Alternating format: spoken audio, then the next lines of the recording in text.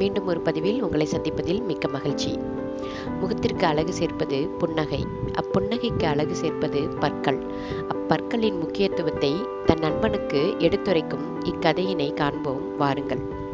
ராமுவும் மதியும் நண்பர்கள். மதியை விட ராமு அழகாக இருப்பான். அவன் மட்டும் அவ்வளவு அழகாக இருக்கிறான், நாம் அந்த அளவுக்கு இல்லையே என மதி மனதிற்குள் வருத்தப்பட்டுக் கொள்வான். ஒரு நாள், ராமு, உன் பற்கள் மட்டும் முத்து போல இருக்கின்றனவே, என்ன காரணம் என கேட்டான் மதி. அதுவா, வாழ்க்கையில் ஒவ்வொருவருக்கும் 2 முறை பற்கள் வருகின்றனர். 2ஆம் முறை முளைக்கும் பற்கள் நிரந்தரமானவை, ஆயுள் முழுவதும் நீடிக்கக்கூடியவை. எனவே இவற்றை நாம் கெட்டுப்போக விடக்கூடாது என்றான் ராமு. ஈறுகள் கெட்டுப்போனாலும் பற்கள் உறுதி இழந்து விடும் இல்லையா என்று கேட்டான் மதி. ஆமாம், அதனால் தான் நான் எங்க அம்மா சொன்ன மாதிரி சர்க்கரை உள்ள உணவுகளையும் சர்க்கரை பானங்களையும் அதிகமாக உபயோகிப்பது இல்லை. தினமும் காலையில் எழுந்ததும் இரவு படுக்க போகும் முன்பும் பற்களை நன்றாக பிரஷினால் தேய்த்து கழுவுவேன். மிகவும் சூடான நீரையோ மிகவும் குளிர்ந்த நீரையோ நான் குடிப்பது இல்லை.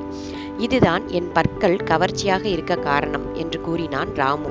நீ இப்படி செய்வதினால் உன்னால் வார்த்தைகளை உச்சரிக்க முடிகிறதா என கேட்டான் மதி. ஆமாம், அது மட்டுமல்ல, உணவை கடிப்பதற்கும் சுவைப்பதற்கும் உணவை ஜீரணிக்க வைப்பதற்கும் பற்கள் மிகவும் உதவுகின்றனர். ஆரோக்கியமான பற்கள் இருந்தால்தான் பற்களால் உணவை கடிக்கவும் அரைக்கவும் மெல்லவும் முடியும். மேலும் சுத்தமான, வலுவான, பிரகாசமான பற்கள் கவர்ச்சிகரமான தோற்றத்தையும் அளிக்கிறது. இப்படி கூறினான் ராமு. அதுதானே பார்த்தேன், நம்ம கண்ணன் கூட அவர்கள் ஆசிரியர் சொன்னதாக சொன்னான். என்ன சொன்னான் என கேட்டான் ராமு. பற்கள் கருப்பு நிறமாகவோ பழுப்பு நிறமாகவோ இருக்கக்கூடாதாம். இரு பற்களுக்கிடையே இடைவெளி இருக்கக்கூடாதாம். ஈறுகளில் சீல் வரக்கூடாதாம். இரத்தமும் வரக்கூடாதாம். இது மட்டும்தான் சொன்னானா? இல்லை, பால் பல் சரியான நேரத்தில் விழாமல் போனாலோ, பல்வலி வந்தாலோ, மஞ்சள் நிறமாக படிந்தாலோ, வாயில் துர்நாற்றம் வந்தாலோ, கோணல் மாணலாக பற்கள் முளைத்தாலோ மருத்துவரிடம் காட்ட வேண்டுமாம். அவன் சொல்வது உண்மைதான். நம் ஆசிரியர் சொன்னாரே, அது உனக்கு ஞாபகம் இருக்கிறதா ராமு? காலை நேரமும் இரவு நேரமும் பல் துலக்க வேண்டும். மென்மையான பிரஷ் அல்லது ஆலமரம், வேப்பமரம் இவற்றின் குச்சிகளை பயன்படுத்தலாம்.